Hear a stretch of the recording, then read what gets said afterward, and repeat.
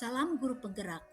Perkenalkan, nama saya Lilis Mulyama dari SMP Islam Cikal Harapan 2, Kecamatan Jonggol, calon guru penggerak dari Kabupaten Bogor angkatan ke-9, dengan fasilitator Bapak Muhammad Afkarino dan pengajar praktik Bapak Anwarudin. Pada kesempatan kali ini, saya akan menyampaikan demonstrasi kontekstual modul 1.1 Filosofi Ki Hajar Dewantara tentang pendidikan yang berpihak pada murid. Menurut Ki Hajar Dewantara, pendidikan adalah tempat persemaian segala benih-benih kebudayaan yang hidup dalam masyarakat.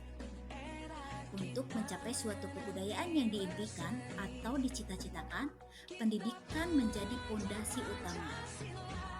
Sehingga pendidikan dapat menjadi ruang berlatih dan bertumbuhnya nilai-nilai kemanusiaan yang dapat diteruskan atau diwariskan.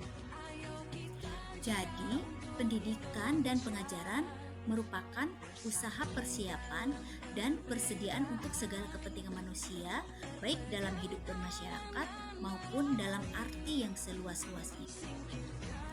Adapun tujuan pendidikan menurut Ki Hajar Dewantara adalah menuntun segala kodrat yang ada pada anak-anak agar mereka dapat mencapai keselamatan dan kebahagiaan yang setinggi-tingginya, baik sebagai manusia maupun sebagai anggota masyarakat.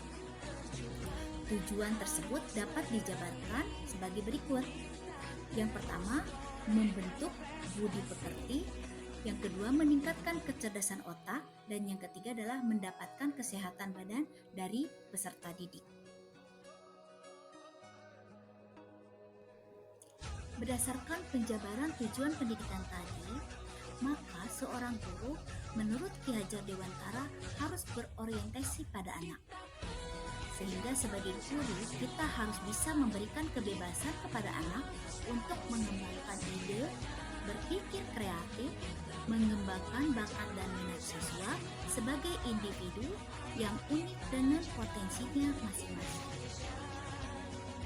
Selain itu, pendidikan yang diberikan kepada anak perlu mempertimbangkan kodrat alam dan kodrat zaman. Karena kebutuhan dan perkembangan zaman setiap generasi tentunya berbeda. Penting juga bagi seorang guru untuk mengenalkan literasi digital dan teknologi pada siswa, agar siswa dapat menerapkan teknologi dengan baik dan positif, serta tidak terjebak dalam dampak negatif dari perkembangan teknologi saat ini. Sedangkan dalam memaknai kodrat alam, maka konteks lokal sosial budaya peserta didik di Indonesia tentu memiliki karakteristik yang berbeda. Maka dari itu, sebagai guru harus memahami karakteristik dan kondisi dari masing-masing siswa. Hal ini tentunya berpengaruh dalam menentukan metode dan segala aspek pelaksanaan pembelajaran yang dilakukan. Oleh karena itu, dianggaplah sangat penting seorang guru dalam melakukan pembelajaran mengetahui dengan jelas bagaimana tujuan dan arah pembelajaran yang kita lakukan. Sangatlah penting bagi seorang guru memahami filosofi pemikiran Ki Hajar Dewantara demi terwujudnya murid yang memiliki ilmu pengetahuan dan intelektual yang tinggi serta berbudi pekerti yang baik. Lalu, bagaimana peran guru dalam pendidikan menurut Ki Hajar Dewantara? Menurut Ki Hajar Dewantara, ada trilogi pendidikan yaitu Ingarso Sungkulodo, Ingmadya Mangunkarsa, dan Tutwuri Handayani. Asas ini memberikan makna bahwa seorang guru harus menjadi teladan untuk para siswanya.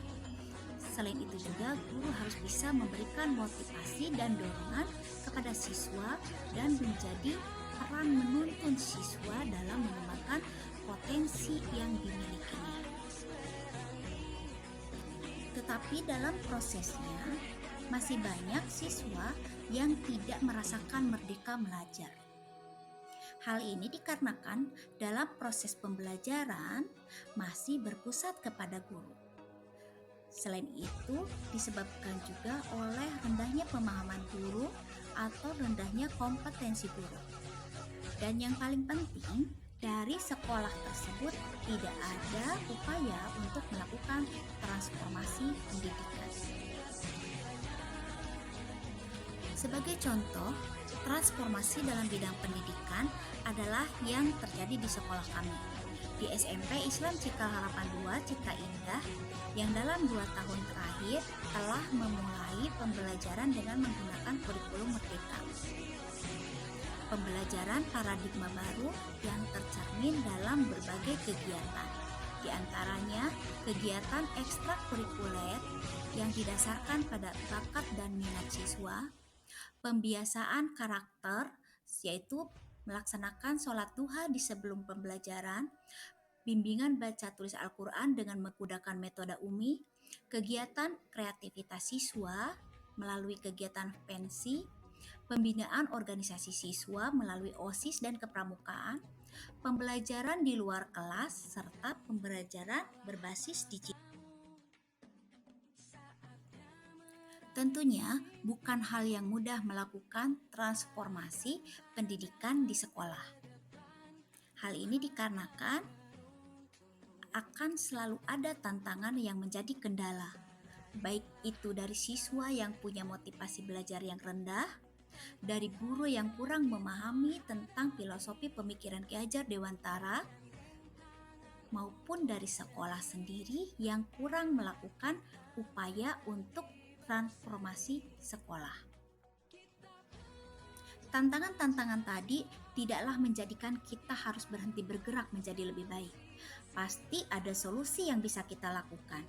Misalnya, untuk siswa, berikanlah pendidikan yang berdiferensiasi sesuai dengan minat dan bakat siswa sehingga siswa lebih tertarik. Kemudian, selain itu guru juga harus meningkatkan kompetensi dirinya melalui diklat-diklat atau pendidikan baik dalam moda jejaring maupun melalui komunitas sesama guru.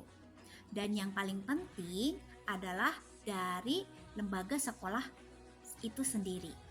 Sekolah harus berupaya melakukan perubahan-perubahan menuju pembelajaran paradigma baru, bergerak ke arah kemajuan, bergerak ke arah perubahan yang lebih baik. Semoga bisa terwujud. Terima kasih. Salam guru penggerak. Guru penggerak, bergerak, tergerak, menggerakkan. Wabillahi taufiq wal hidayah. Wassalamualaikum warahmatullahi wabarakatuh.